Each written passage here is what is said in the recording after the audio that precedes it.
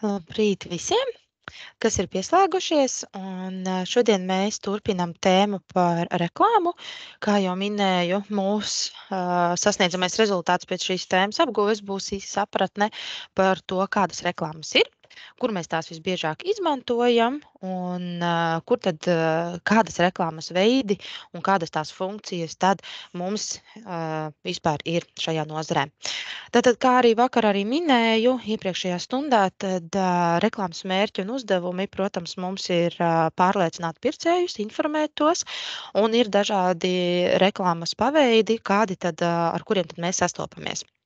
Tātad pirmais mērķis ir vispār reklāmai ir informēt, pārliecināt un atgādināt, un šīs ir 3 reklāmas posmi, ar kuriem tad katrs uzņēmums, reklamējot savu produktu vai kādu pasākumu, sastopās. Tātad informēt, informatīvais, teiksim, informatīvā reklāma mūsu mērķis, jeb tā uzdevums ir pastāstīt par jaunām precēm un jau esošām preču izmaiņām, kategorijām. Varbūt ir kaut kas nācis klāt, vai tieši otrādi ir kaut kas aizgājis un nācis uzlabotāks. Tātad informatīvā, jā, tātad reklāma par to, kas ir mainījies šajā uzņēmumā. Piedāvāt jaunus preču izmantošanu veidus, tātad, ja kādreiz mums nebija iespēja izmantot Omnivu vai Venipax vai vienalga kādas citas veida piegādes, tad šobrīd tas ir ļoti attīstījies, un tātad uzņēmums, protams, arī šo aktualizē, kāda veidā jūs varat savus preces iegūt, kā pie jums viņi var nonākt. Informēt par cenu maiņām, tātad mēs zinām, kad ir izpārdošanas, kad ir akcijas, melnā piekdiena, tudīšu pīp, lielā piekdiena un tā tālāk un tā tālāk, tātad tas ir par cenu izmaiņām. Izskaidrot preču īpašības un īpatnības, tas ir vairāk pie jauno preču grupām, kad ir kāda jauna prece vai Nike Airmaki, kas bija ienākuši, tad stāstīja par to, cik tas ir ergonomiski un cik svarīgi kāju pēdām. Tāpat arī šobrīd, ja nāk klajā mūsu jaunā telefoni vai tieši otrā 12. iPhone, kur minēja, ka ir labāk jāņem ārā no tirgus Eiropā, jo ļoti liels apstarojums. Jā? Tātad izskaidro preču īpašības un īpatnības. Aprakstīt iespējamos pakalpojumus. Tātad, ja ir atvērta aģentūra, šobrīd arī ir atvērta nevalstiskā organizācija, kura mazākumtautības cilvēkiem piedāvā pakalpojumus, lai tos neizsūtītu no Latvijas. Ja? Tātad arī tādas iespējas ir. Tāpat arī ir iespējas mūsu valsts ieņēmuma dienestā, kad mēs varam sazināties elektroniski un noskaidrot informāciju par to, kas man ir jādara, lai varbūt dabūtu kādu kompensāciju vai iesniegtu savus deklarācijas vai kādu pabalstu. Koriģēt mainīgās patērētāju priekšstatus par uzņēmumu, preci vai pakalpojumu. Tātad, ja mēs šobrīd nezinām kādu pakalpojumu, kādu uzņēmumu, vai esam tieši dzirdējuši par uzņēmumu un arī nevalstisko organizāciju Ulubele, kā arī rūpējās par bezpajumtnieku dzīvniekiem, tad izskanēja tas, ka tur ir kaut kas negodīgs, un, protams, šeit koriģējošā informācija notikās, kur izstāstīja, kur tas viss ir noticies, kā notika naudas plūsma un kur tas viss tika realizēts. Ja? Samazināt pircēju riska pakāpi. Tātad tas nozīmē, ka informē par kaut kādām izmaiņām. Šobrīd mēs saprotam, ja mēs vakcinēties varam pret gripu vai iepriekš par covidu, lai vieglāk izslimotu vai tieši otrādi, lai neslimotu, vai vienalga, pieņemsim, ja dodot uz Dienvidāfriku, tad mēs neapšaubām pret malāriju tur vakcinētos, lai mums būtu kaut kāda garantija par to, ka nesaslimsim, vai tāpat arī pret trakumsērgu. Ja? Tātad ir daudzas informācijas par to, kurā mēs varam izlasīt, un mēs mazinām to risku. Ja? Un tātad tā ir informācija, kuru sniedz mums apkārtējā sabiedrība, jeb kaut kādi uzņēmumi vai organizācijas, kas atbildīgi par kādu konkrētu jautājumu. Veidot uzņēmuma tēlu un imidžu, to es liktu kā pirmo, nevis pēdējo, lai izskaidrotu vispār, kas ir informatīvā reklāma. Tātad mēs ļoti labi saprotam, kad mēs iegādājamies kādu pakalpojumu vai produktu no uzņēmumiem vai no individuāliem komersantiem, ir ļoti svarīgi tomēr saprast, kādas ir atsauksmes par šo uzņēmumu, kādas iespējas un cik ir droši. Ja? Tātad arī informācija par to, kā veido par uzņēmumu stāstu, paši mediji, tas arī mums patērētājiem ļoti tomēr ir tāds tā kā drošības garants. Nākamā uzdevums ir pārliecināt pircējus, ja, un tad veidot pārliecību par produktu markas priekšrocībām, kāpēc jūs izvēlaties, pieņemsim, vienu piena veidu, bet ne blakus stāvošo, kas ir reāli plaukta attālumā trīs sprīži, ja. Tātad šeit arī jāpārliecina par to, atbalstīt vietējos, kā visbiežāk izmanto reklāmās, cenas, politiku maiņa, ja, tātad atkal, kas ir lētāks. Tātad mēs visu iegādājamies pēc sava budžeta. Ja? Orientēta pircēju uz jauno produktu marku. Tātad, ja jūs vēlaties iegādāties, pieņemsim, jaunu MacBooku, tad visnotaļ pārliecinošā reklāma būs tā, kas izšķirs jūsu, ja jūs atrodaties uz tādu vēl neizlēmības robežas, tad šī reklāma jūs pārliecinās par to. Mainīt pircēju uztveri par preces īpašībām. To visbiežāk mēs uztveram kā skepsi. Pieņemsim, ne, 5G mēs neizmantosim, tas ir ļoti bīstami mūsu veselībai. Bija ļoti liela, teiksim, pretestība pret 5G ieviešanu Latvijā, bet šobrīd, kad cilvēki tajos rajonos, novados izmanto 5G, viņi ir krietni laimīgāki nekā tie, kas neizmanto. Tātad šeit arī mainīgs tas mūsu pircēju uztvere arī līdz brīdim, kamēr mēs to sākam lietot. Pārliecināt pircējus būt atsaucīgiem pret pirkuma piedāvājumiem. Atsaucīgs nozīmē ne tikai, kad mēs iegādājamies, bet atsaucīgs arī ir sadaļa, kurā mēs esam atbildīgi pircēji. Tātad, kad mēs to iegādājamies, un šis jau ir mūsu pirkums, tas pieder mums, tad attiecīgi mums ir jāsaprot, cik būs ilgtspēja šim produktam, un kā mēs to utilizēsim šo produktu, un kā mēs viņu izmantosim. Tātad, ja mēs runājam par globālām lietām, tad neapšaubām saprotam, ka mūsu atstātie atkritumi ir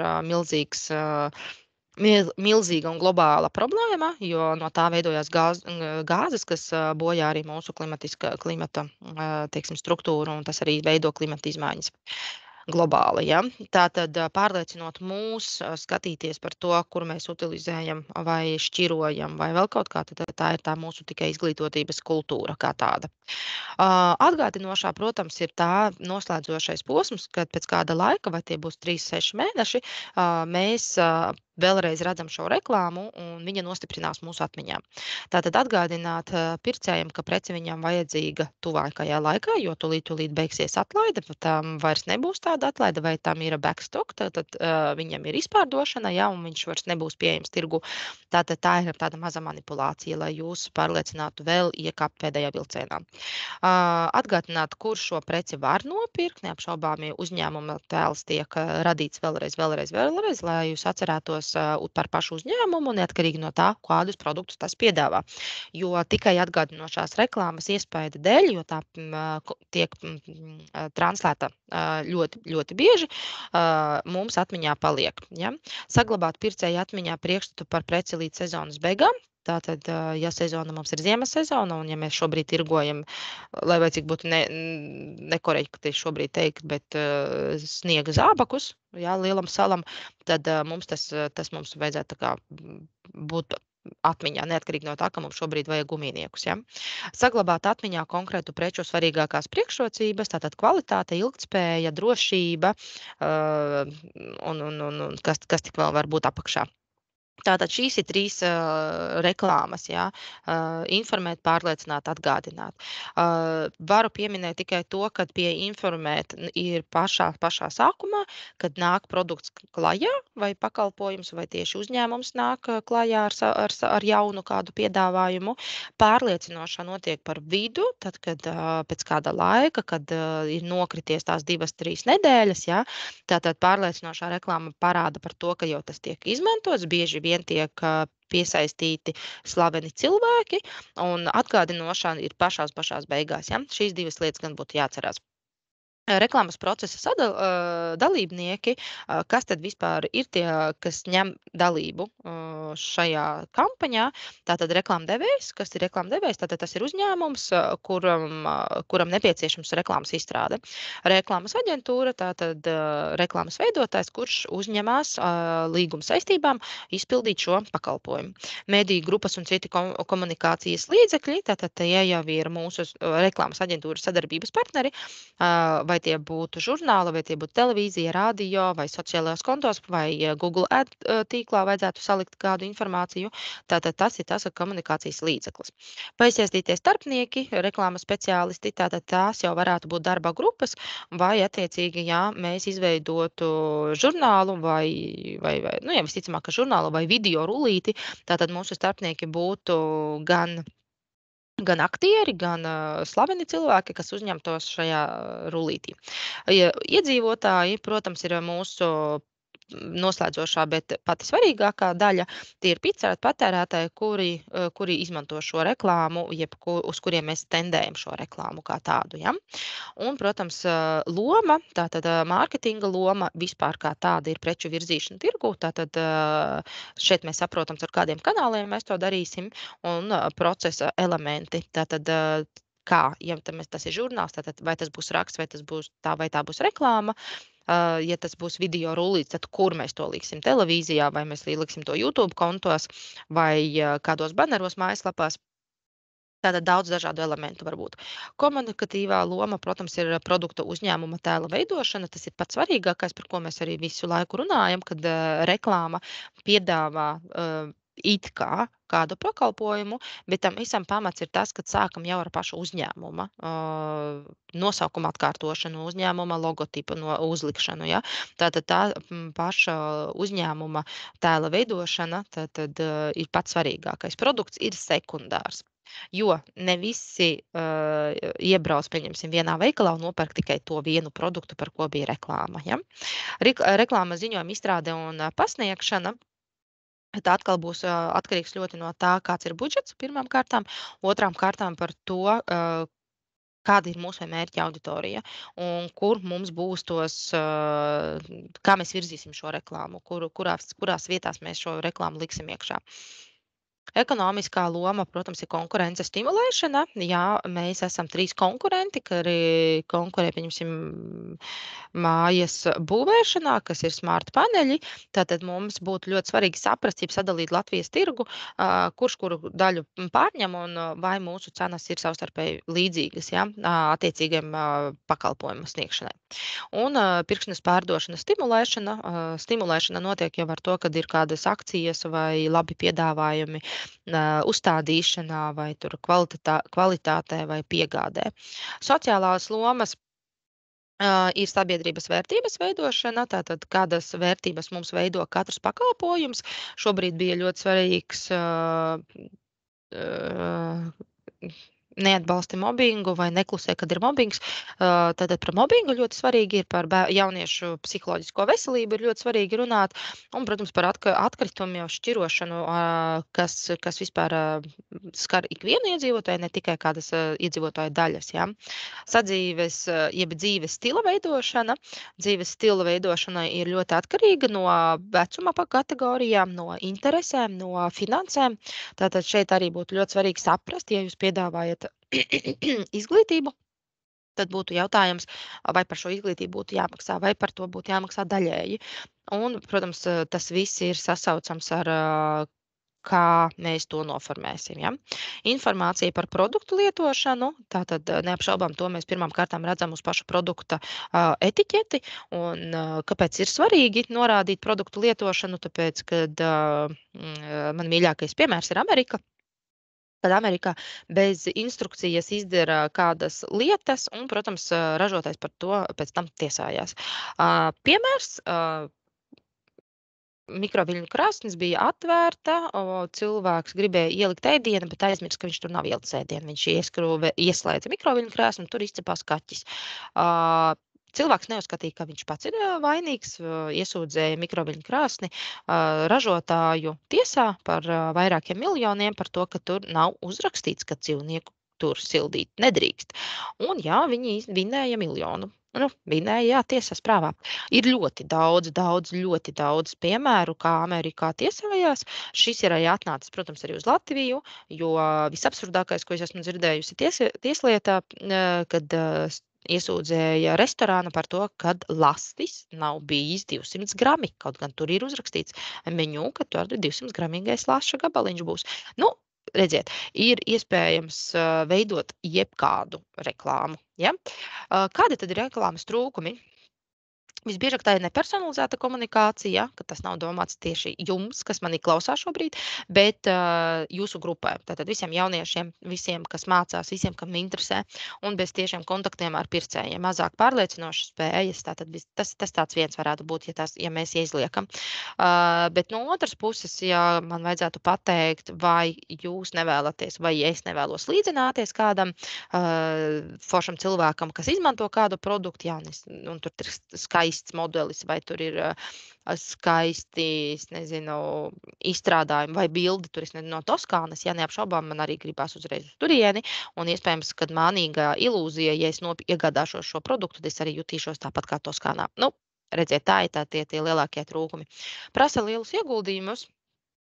Ne visi var izmantot modernās reklāmas, un liels ieguldījums nozīmē gan laika resursu, gan komunikācijas resursu, gan, protams, arī pats svarīgākais finansiālais resurs. Reklāma var neattaisnot patērētāju uzticību un piemānīt. Un šeit ir gan jāsaprot, ka tas, kas vienam dara, otram nedara.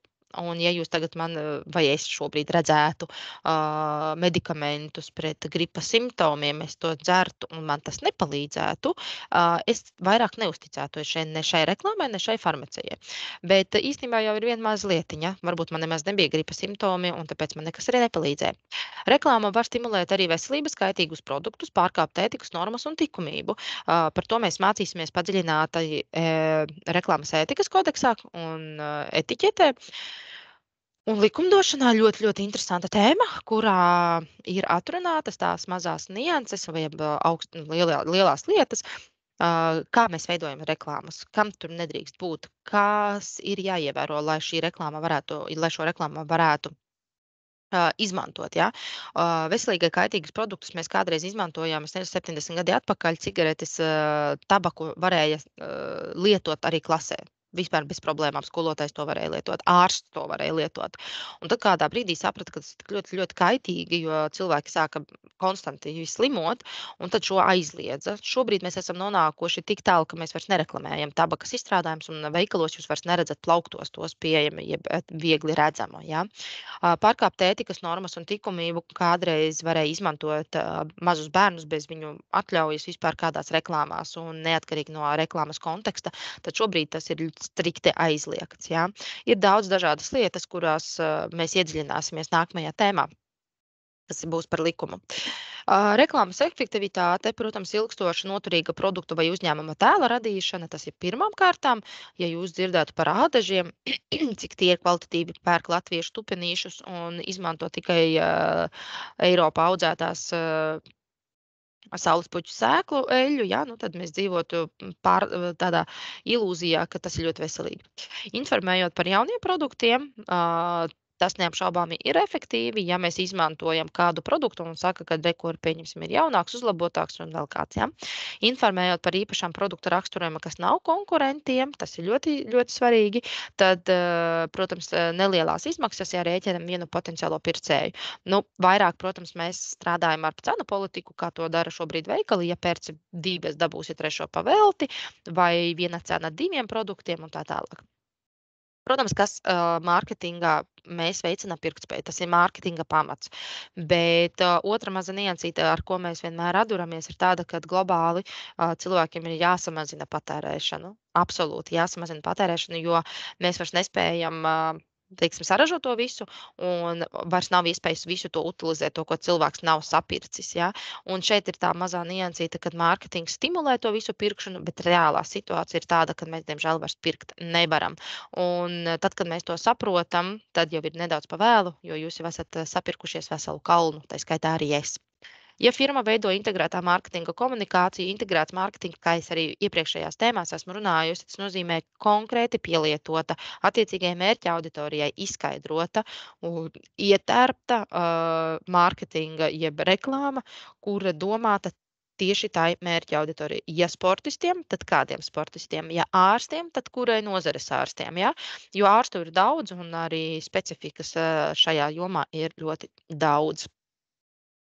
Vislielāko pievilcību reklāmai piešķir skaistas sievietes, atceraties, jo vīrietis pēc savas dabas nevar neskatīties uz skaistu sievieti un, protams, to ievēro. Un sievietes neapšaubām vēlās līdzināties ļoti skaistam cilvēkam un vēlās iegādāties šo pakalpojumu. Un arī jūs šobrīd varat salīdzināt, vai jūs vairāk pērkat reklāmas, kuras mīlīgas ar mīlīgiem dzīvniekiem, vai ar ļoti skaistiem modeļiem, vai turpretī tur stāv nabaga cilvēks ar mazu somiņu, pilnīgi nekāda izskatā, un vai jūs gribētu tādu pirkt? Nē, reklāmas veido ilūziju. Ja jūs to iegādāsieties, jūs būsiet daļiņa no tā. Ja, tāpēc ir ļoti, ļoti veiksmīgi izstrādāts Starbucks.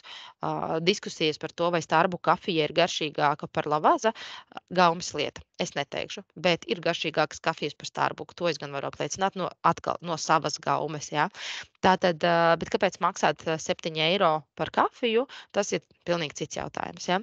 Tātad šeit ir tās mazās lietas. Mēs varam piekrist. Daudzi uzņēmumi, pieņemsim arī Calvin Klein, šobrīd izmantoja modeli, kas nebija, es domāju, reklāmas modeli, kas nebija Victoria's Secret pieņēmums. Ja? Tātad izmantoja pilnīgi citu stereotipu, lai saprastu, ka Calvin Klein uzņēmums iet modē līdz un arī cilvēku veidoliem arī, un ka šī drēbe ir paredzēta absolūti visiem. Nu, tātad tas ir arī viens, kas nosaka kādu mērķa auditoriju. Tas nozīmē, ka tajā konkrētajā reģionā vairāk ir korpulentu sieviešu, kuras šajā vecumā, kuras mīl iepirkties šajos veikalos. Tikai stratēģiska domāšana var veicināt pirktspēju, jo iespējams, ka tajā apvidū nav sieviešu tajā vecumā, kurām derētu šāda veida apakšveļa, piemēram. Ja? Un, protams, reklāmā ir jāizmanto izteiksmīgi modeļi, tas ir viens, un otrs ir jārada pilnīgi teiksim, iespaidīgu reklāmu, kura varētu atsaukties uz konkrēto reģionu. Par reģioniem mēs runāsim arī citreiz, tāpēc, kad par to ir ļoti daudz interesantas tēmas, kā ievadīt, kā izvēlēties un teiksim, nenošaut greizi. Daudz interesantu tēmu par reklāmu. Paldies jums, ka jūs esat, un mēs turpināsim nākamajā stundā. Lai jums stipra veselība, dariet savus darbiņus un uz tikšanos drīzumā.